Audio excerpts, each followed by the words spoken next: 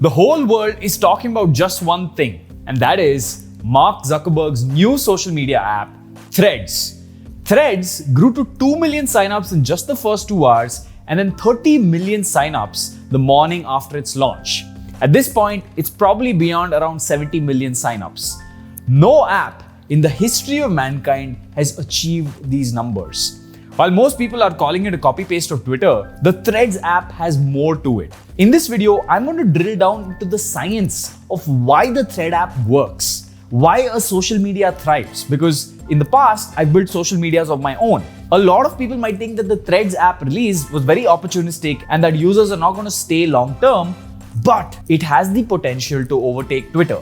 Here is why.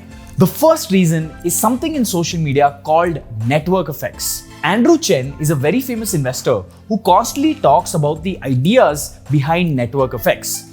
It basically means that the biggest feature in a social media app is not the fact that it has DMs or newsfeed or any of those things. The biggest feature is that your friends are there. Yes, we often think of features in the developer way of thinking of features, which is that, oh, this is something I can use inside the app. We don't often think about apps in terms of our friends. Your friends being on an app is a feature.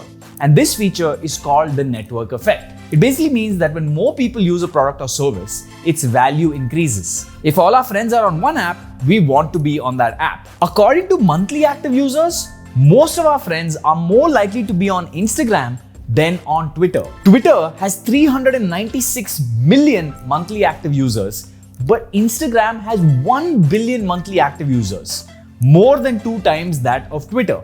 And the last 3 days, most of those users have seen stories of their friends of this new thing called Threads. So they've seen all their friends going on to Threads. They say, why not check it out?